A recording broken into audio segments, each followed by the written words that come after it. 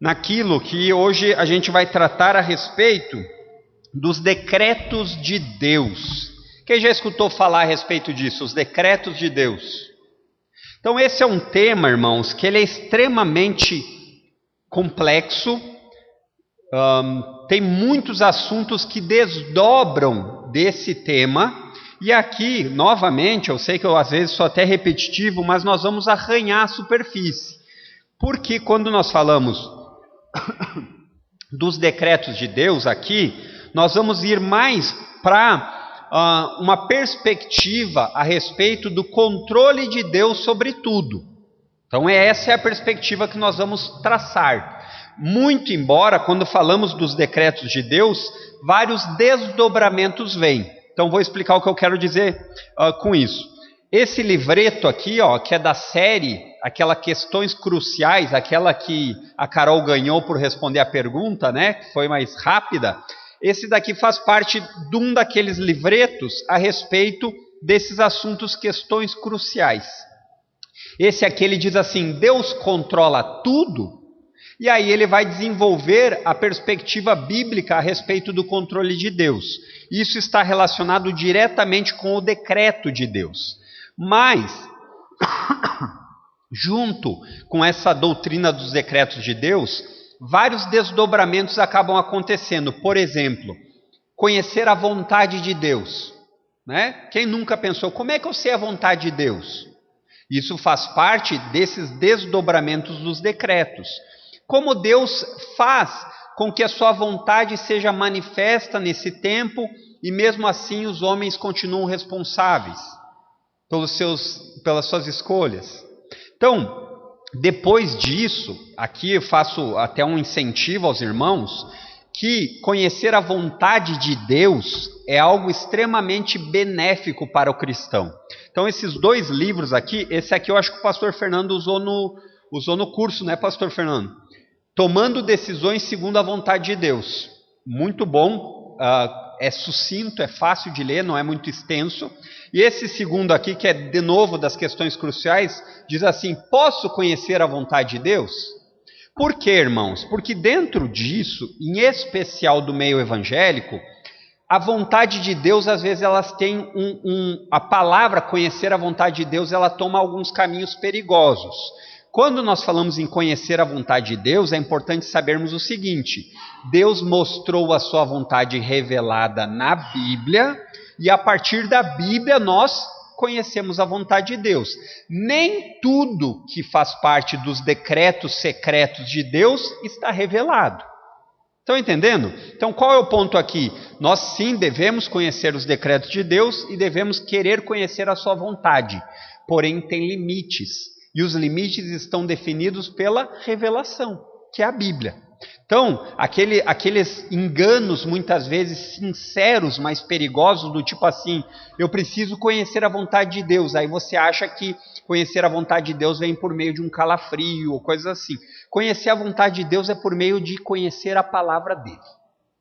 E o ponto principal é: nós paramos aonde a Bíblia para. Então, esses livretos, em especial esse daqui do Sproul, que eu me lembro mais, o Tomando Decisões também, existem muitas decisões que você vai ter que tomar baseado em princípios e não numa revelação direta. Por exemplo, Deus fala a respeito do que ele deseja para o seu povo a respeito de não mentir, não pecar. Esses são vontades de Deus claras e reveladas.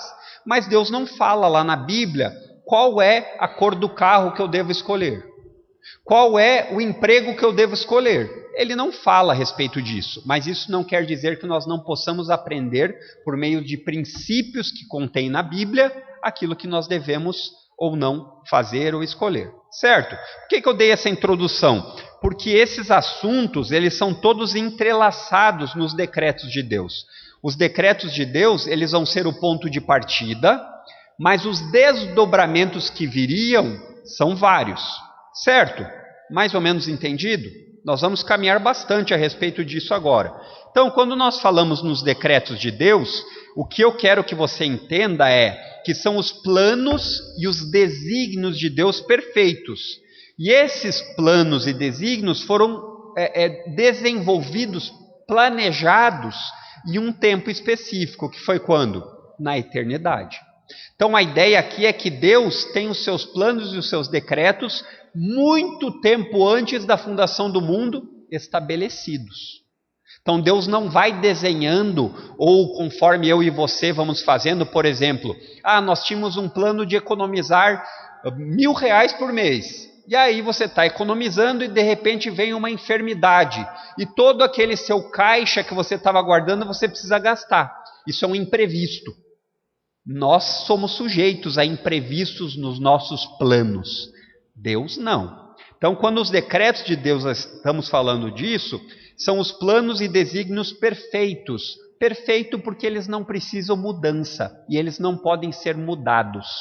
Certo? Por meio deles, o Senhor Deus dirige soberanamente a história. Qual a história? A história que nós vivemos, a história da humanidade. Os decretos de Deus planejados há muito tempo pelo próprio Deus, eles são colocados em prática no tempo presente. Mas nós conseguimos entender tudo nos mínimos detalhes? Não. Lembre-se que quem controla e governa tudo é Deus. Nós, na verdade, devemos viver como crentes nesse mundo, conhecendo a vontade de Deus e obedecendo. Então, o Senhor dirige soberanamente a história. Soberanamente quer dizer que Deus controla tudo a partir de si mesmo. Deus não precisa fazer um acordo com você a respeito de alguma circunstância. Deus não precisa consultar a meteorologia para saber se vem um tsunami ou não.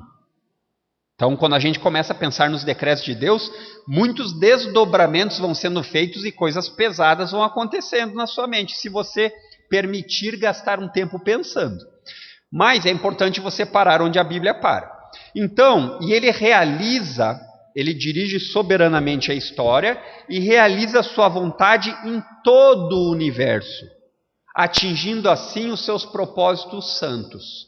Então, João Calvino falava que o mundo é o palco de Deus, o teatro de Deus, onde Deus tem uma história escrita e os atores vão participando no meio dessa história. Agora é lógico que Calvino não estava querendo dizer que nós éramos essa expressão palco de Deus pode trazer uma ideia equivocada, dizer assim, mas tudo é meramente fantoche. Não é assim que a Bíblia nos ensina, mas a Bíblia deixa muito claro que Deus vai cumprir os seus planos, você sendo João Batista e abrindo o caminho, ou você sendo Judas e o traindo. Os planos de Deus vão acontecer. O ponto é, nós queremos ser como nesse plano, né? Nós queremos participar desse plano como? Então essa é uma pergunta que nós devemos fazer. E o texto que nos diz isso, entre um deles, abra em Efésios capítulo 1, verso 11. E embora eu não acredite em coincidência, mas você deve ter visto que coincidentemente nós cantamos agora o último cântico a respeito desse texto aqui, que é o texto que fala a respeito de como Deus comanda e governa a história.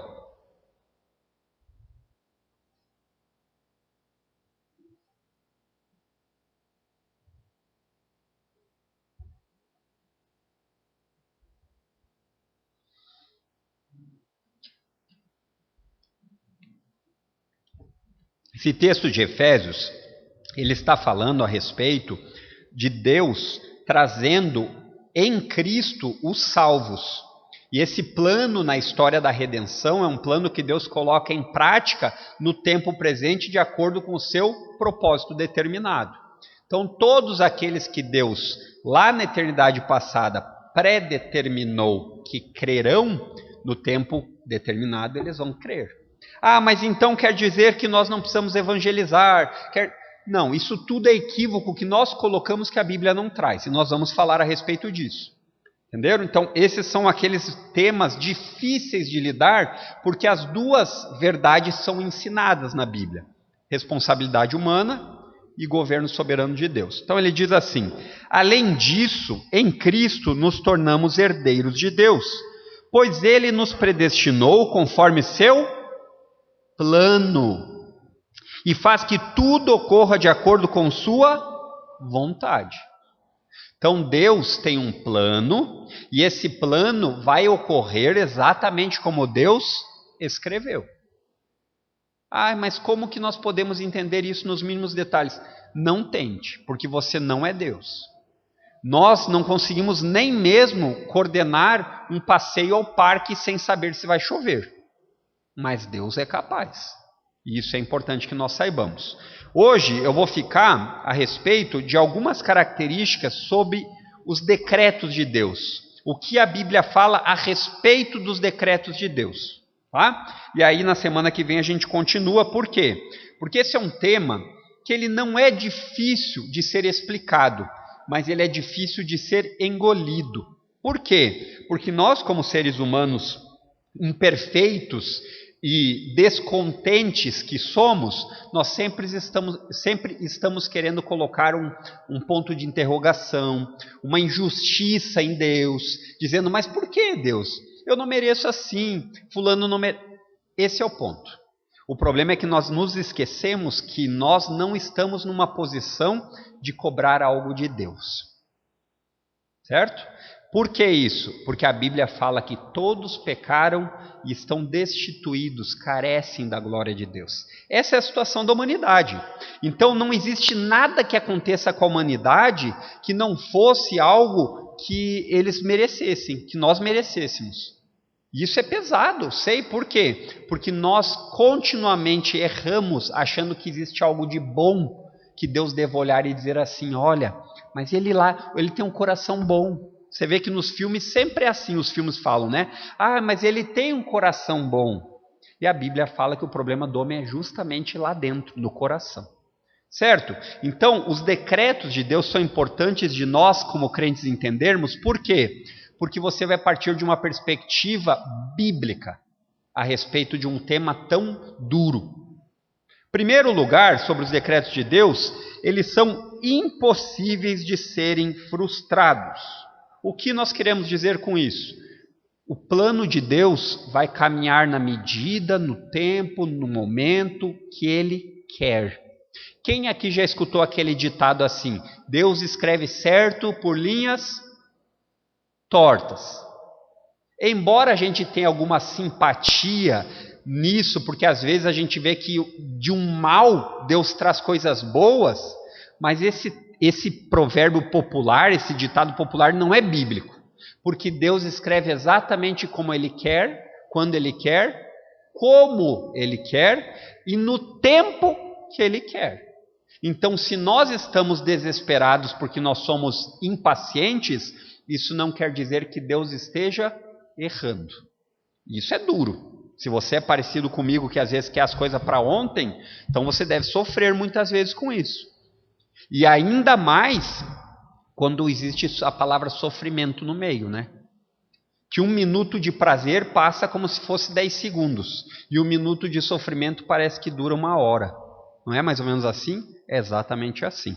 Mas eu acho que o texto aqui que nós vamos ler, que fala a respeito de uma pessoa que sabe falar bem a respeito dos planos de Deus não poderem ser frustrados, que é o Evangelho de João, capítulo 23. Não, né, queridos? Jó, tem aí um acento bem agudo aí. Então, Jó, capítulo 23, vai nos ajudar a falar a respeito disso.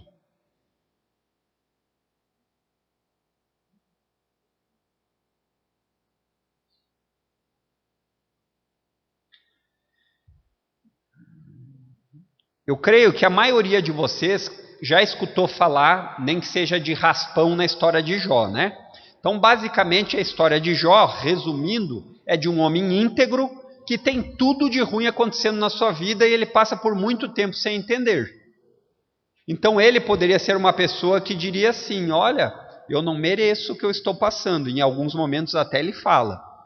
Mas o ponto é que tudo aquilo acontecia por causa de um plano pré-ordenado de Deus. Isso quer dizer que o momento, por saber disso, torna tudo mais fácil? Não. Então, o capítulo 23, versos 13 e 14 diz assim: mas quando ele toma sua decisão, quem pode fazê-lo mudar de ideia? Ele faz o que bem deseja. Portanto, fará comigo tudo o que planejou. Ele controla meu destino. Então, o que Jó está falando aqui, em outras palavras, é entender que Deus é Deus. Tem um texto muito conhecido de Jó que ele fala: o Senhor dá e o Senhor também tira. Bendito seja o nome do Senhor. Que Deus nos ajude e que nós não precisemos passar pelo tirar, mas se Deus assim quiser, a Ele seja toda a glória. Depois, pule aí para o capítulo 42, de Jó mesmo.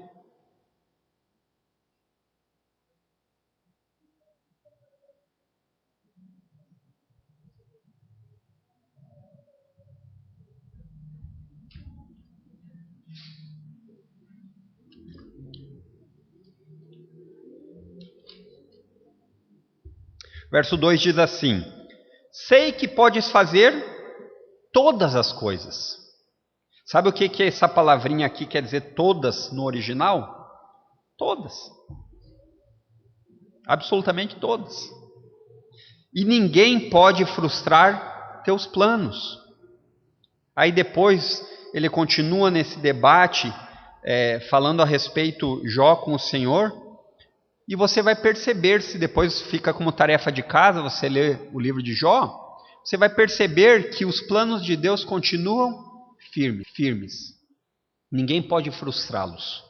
E confiar nisso, queridos, é um refrigério para a nossa alma de crentes. Porque nós vivemos num mundo caído, em que as coisas são tão inconstantes, inclusive a nossa própria saúde.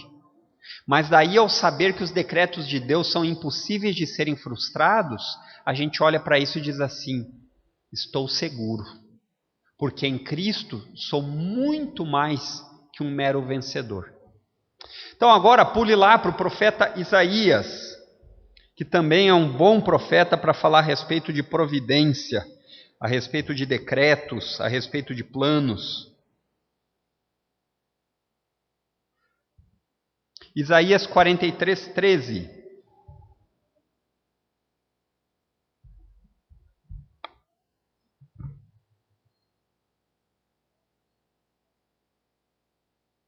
E aqui, só para contextualizar, o profeta Isaías, ele fala muito a respeito de sofrimento de Israel, de juízo, porque eles desobedecem, porque eles com frequência não seguem os mandamentos de Deus. E aí você vai ver a tensão que existe nesse período de Israel, onde muitas vezes os israelitas eles colocam uma dúvida em Deus, como se Deus tivesse o braço encolhido ou se Deus fosse culpado de alguma coisa. E aí esse texto ele fala a respeito assim no verso 13: desde a eternidade eu sou Deus, não há quem possa livrar alguém de minha mão. Não há quem possa desfazer o que eu fiz.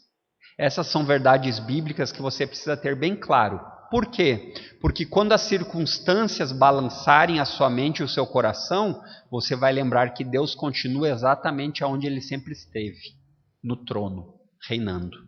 Agora pule lá para o capítulo 43. Eu pulei, né? Fiz o 43, 13 aqui, né? Agora 46, 10. Um pouquinho para frente aí.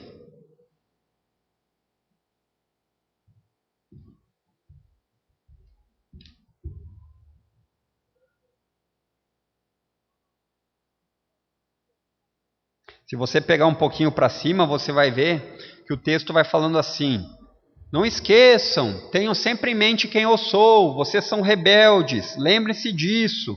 Aí ele vai dizer: lembre o que eu já fiz no passado, eu sou Deus, não são essas estátuas surdas, mudas, que não caminham. E ele vai constantemente corrigindo, advertindo os israelitas, e eles continuam não querendo escutar. E aí no verso 10 ele diz assim: só eu posso lhes anunciar desde já o que acontecerá no futuro. Por que ele diz só eu? Porque todos os outros deuses são falsos. Todos os outros profetas que não falam em nome do Senhor é como falar palavras ao vento. Eles não são capazes de fazer aquilo cumprir. Só existe um. E aí ele diz assim: todos os meus planos se cumprirão. Por quê? Porque eu enxergo lá na frente e sei o que vai acontecer. É a onisciência de Deus conhecer todas as coisas antes delas acontecerem. Existe a onisciência nos atributos de Deus, mas não é isso. Não é como se Deus enxergou lá na frente e por enxergar lá na frente ele sabe que vai acontecer. Né? Esse poderia ser um pensamento que nós teríamos. E já seria algo extraordinário. Deus conseguir olhar para o futuro, enxergar o que vai acontecer no futuro, e aí ele poder dizer, olha, lá no futuro vai acontecer isso, porque eu enxerguei. Mas a Bíblia ensina que Deus não enxerga o futuro, Deus determina o que vai acontecer lá no futuro. Nota a diferença? A diferença é que uma pessoa que apenas olha o que vai acontecer como um vidente e que não tem poder para fazer aquilo acontecer, não é Deus. A soberania de Deus é assim: eu vou fazer isso acontecer, pois eu faço tudo o que eu desejo. Isso é o que Isaías está falando aqui no verso 10. Então você percebe que existe uma diferença sutil, mas extremamente importante para o raciocínio bíblico sobre os decretos de Deus.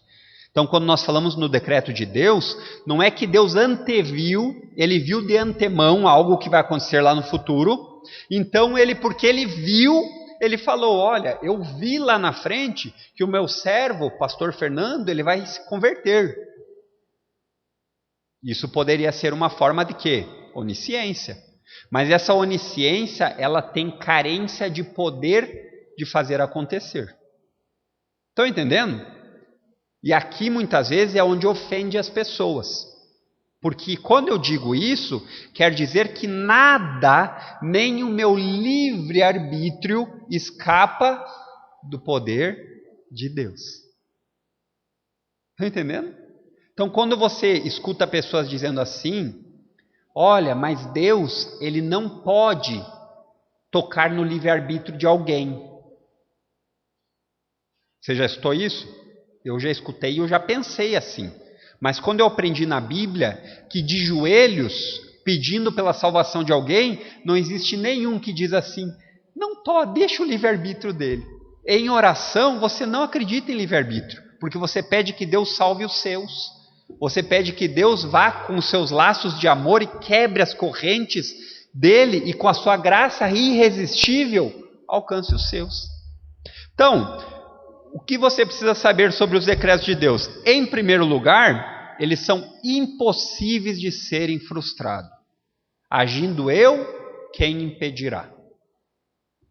Em segundo lugar, os decretos de Deus se sobrepõem aos propósitos humanos. O que nós queremos dizer quando nós falamos isso? Que sim, quando tiver uma disputa entre Deus e o homem, Deus vence. Sempre. Sempre ele vence. E ele vence de tal forma que não existe resistência desse jeito que a gente pensa, né? Então, abra aí no Salmo 33, verso 10.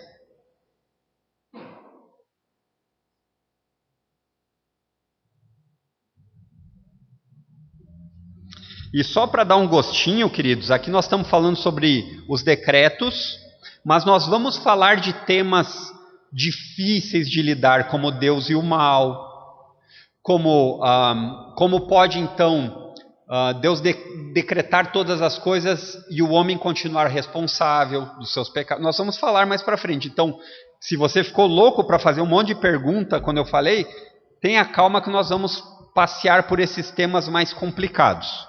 Então, o Salmo 33, 10 diz assim: o Senhor cuida para não desrespeitar os planos de ninguém. Não é isso que o texto está dizendo. O texto diz assim: o Senhor desfaz os planos das nações e frustra os projetos dos povos. O salmista está dizendo assim, olha, o governo pode programar quanto tempo for, você pode, muitas coisas você pode achar que você tem o controle da sua vida. Então você fez um plano de aposentadoria e economizou dinheiro sua vida inteira. E quando vê você morre, nem chega a se aposentar. É assim que Deus faz. O tempo é de Deus. Deus dá e Deus tira. Então, é importante saber que o verso 11 vai dizer assim: ao invés, o contraste aqui no paralelismo na poesia hebraica, enquanto os planos de Deus, enquanto os planos dos homens são frustrados, ele diz no verso 11, os planos do Senhor permanecem para sempre. Seus propósitos jamais serão abalados. Você viu o contraste que o salmista faz? O salmista está dizendo assim, olha, enquanto todos os seres humanos sejam tão importantes como forem, os planos deles são frustrados constantemente e desfeitos. Quem aqui nunca teve um plano frustrado? Eu acho que todos nós já tivemos, em vários sentidos, né? Desde aquele avião que estava programado para vir e que o avião atrasou, e você teve que esperar uma noite inteira até o outro dia, como até mesmo aquele banho de sol que você programou de manhã e choveu o dia inteiro. E a meteorologia disse assim, amanhã tem 30 graus de calor e sol limpo. Todos nós, mas com Deus isso não acontece. Então abra aí agora em Provérbios 19, 21.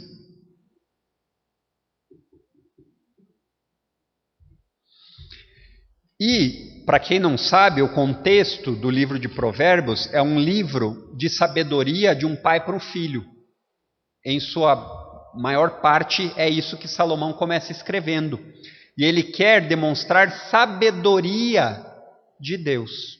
E sabedoria de Deus não é apenas conhecer muito de matemática e português, mas é levar uma vida que leva Deus em consideração. E é isso que ele está falando. E aí no verso 21 aqui desse capítulo 19, ele diz assim, é da natureza humana fazer planos. Nós somos assim, e não há problema em fazer planos. Mas o propósito do Senhor prevalecerá.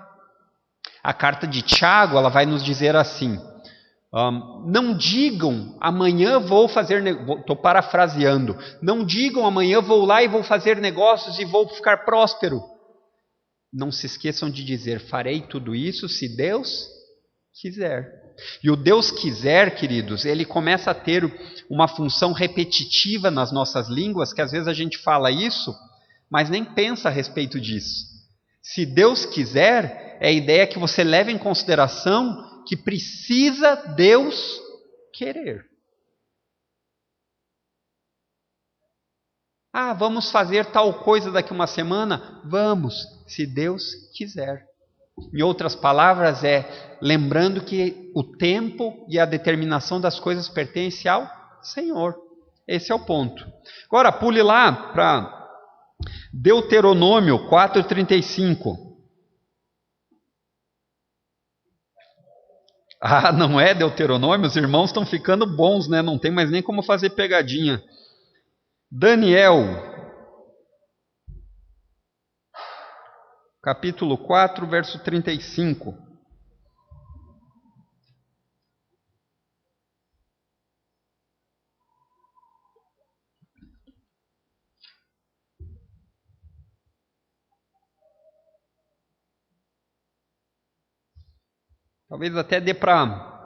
Talvez dê até para ler o 34, que fala a respeito de um evento que acontece com um rei extremamente mau, ateu, e que depois de ser esmagado, parece que a perspectiva dele a respeito do Deus de Israel mudou, né? Alguns afirmam que ele se tornou crente, eu não sei, só Deus sabe, mas o fato é que o texto aqui ele fala a respeito de uma perspectiva bem diferente.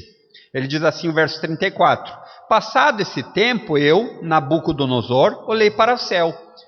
Surpresa, a Bíblia fala de personagens históricos. Nabucodonosor é ensinado na história das escolas. A Bíblia fala dele, é um livro real, histórico. E aí ele diz assim, olhei para o céu, minha sanidade voltou, louvei e adorei o Altíssimo e honrei aquele que vive para sempre. Você olha isso e diz assim, se virou crente ou não, não sei, mas acertou o alvo, né? Porque a descrição que ele faz de Deus está corretíssima. Aí o que nos importa aqui mais ainda é a parte, ele vai continuar dizendo, seu domínio é para sempre, seu reino por todas as gerações. Se você estudar um pouquinho de história, pode ser na própria Bíblia ou fora da Bíblia, você vai perceber que Nabucodonosor é considerado um dos monarcas mais sanguinários que a história já viu. Então, as coisas que ele fazia com os seus inimigos é coisa que filme de terror dos nossos dias passam vergonha. Aí o verso 35 é o que mais nós estamos procurando. Ele diz assim: comparados a ele, os habitantes da terra são como nada. Ele faz o que quer entre os anjos do céu e entre os habitantes da terra. Ninguém pode detê-lo nem lhe dizer: por que fazes essas coisas? Aqui você está vendo a perspectiva de um rei sanguinário que fazia tudo o que ele queria, quando queria e como queria. Então, depois aqui o texto que nós vamos pular lá para o Novo Testamento, em Filipenses, capítulo 2, verso 13.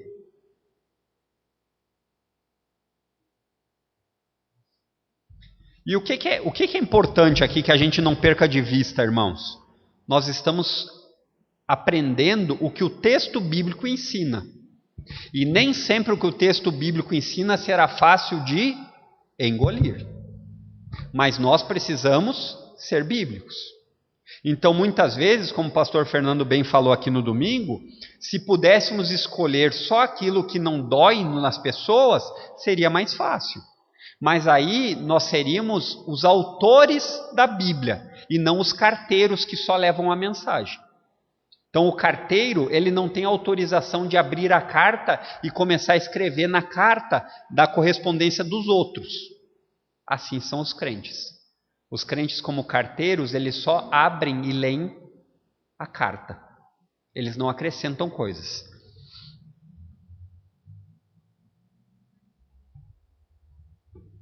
Aí ele diz assim em Filipenses 2:13: pois Deus está agindo em vocês, dando-lhes o desejo e o poder de realizarem aquilo que é do agrado dele. Pesado, né? Parece que o livre-arbítrio aqui vai ficando meio esgualepado, né? Porque se você tem honrado a Deus e amado a Ele, até isso é dom dele. Para quê? Para que você não se orgulhe e diga assim: meu vizinho, ele é muito pior que eu. Porque eu vou na igreja todo domingo, porque eu dizimo com frequência, porque eu parei até de falar palavrão. Só que o ponto é, isso tudo faz parte de quem foi salvo pela graça. E por causa dessa salvação imerecida, Deus vai acrescentando em nós um coração novo que ama as coisas de Deus. Mas até isso vem dele.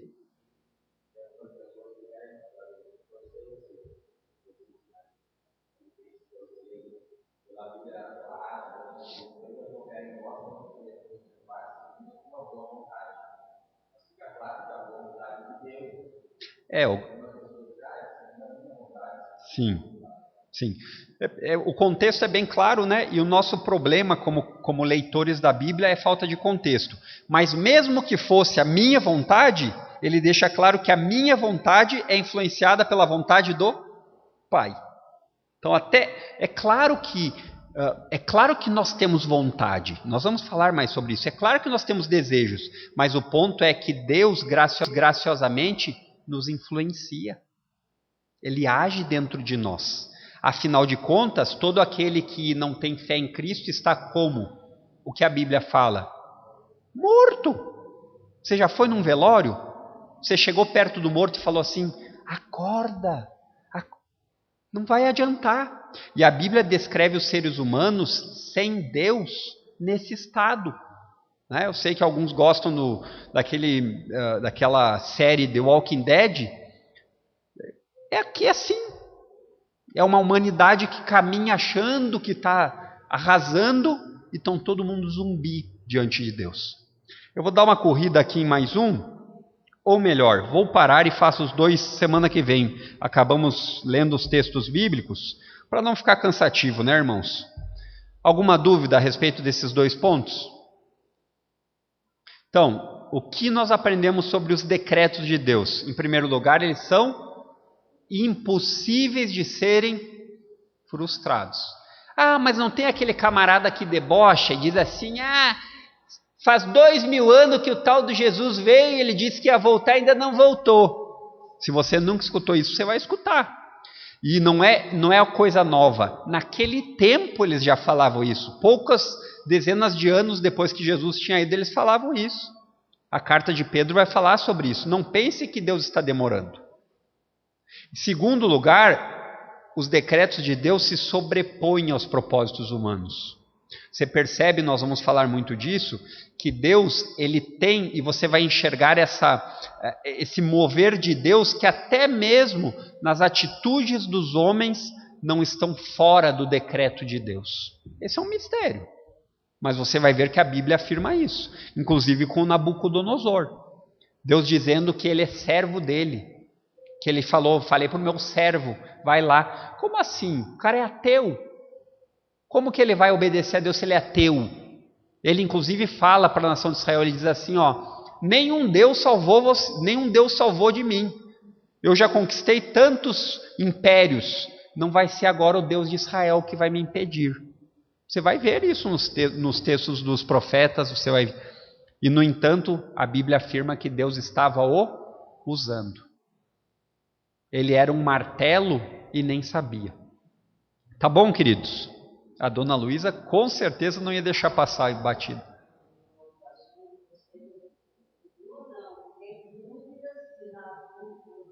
Aham. Sim.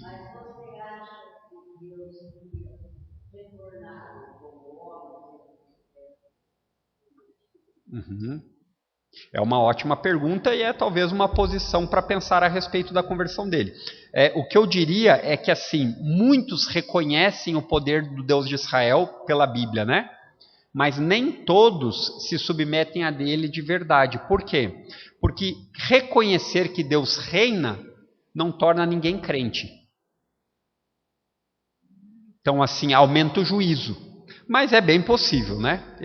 O que eu digo é que eu não posso afirmar porque você não enxerga algo dizendo assim, que ele creu na promessa do Salvador dos seus pecados e agora o que a Bíblia mostra é que ele se submeteu ao rei que governa. Né? Você vai ver isso também em Ciro depois, Ciro tendo extremamente carinho e reverência por Daniel, né? Mas a gente não sabe ao certo, né? O pastor Fernando está louco para falar alguma coisa lá no fundo. Mas esse seria o ponto, né? Reconhecer que Deus é Deus não torna ninguém crente, né? Como o texto de Tiago de novo diz, até os demônios reconhecem isso e tremem, né? Mas, quem sabe, né? No céu a gente vai ver se ele está lá ou não. Vamos orar? Obrigado, Deus, por esse tempo, pela oportunidade de juntos aprendermos da Tua Palavra. Nos ajuda, porque falar a respeito dos Teus planos eternos, do Teu decreto, do Teu poder, nos humilha. Nos humilha porque muitas vezes nos faz perceber que nós não somos nada diante de Ti. Mas isso não quer dizer que por causa da nossa união com Cristo, nós não somos amados, cuidados e que o Senhor que não nos escuta. Nós sabemos que tudo isso é verdade. O Senhor nos escuta, o Senhor nos ama por meio de Cristo e o Senhor nos trata como filhos. Então nós te pedimos que o Senhor nos dê uma mente obediente à Tua Palavra, que aqueles assuntos difíceis que nós vamos aprendendo sejam sempre regados pela Tua Palavra e que nós possamos ter a sabedoria de parar aonde a Tua Palavra para. Nos guarda nesse resto de semana, nos traz de novo domingo para juntos estarmos aqui e nos lembra, Senhor, diariamente que o culto a Ti não termina nesse encontro, mas a nossa vida é um culto vivo e agradável a Ti. É o que nós te pedimos em nome de Cristo. Amém.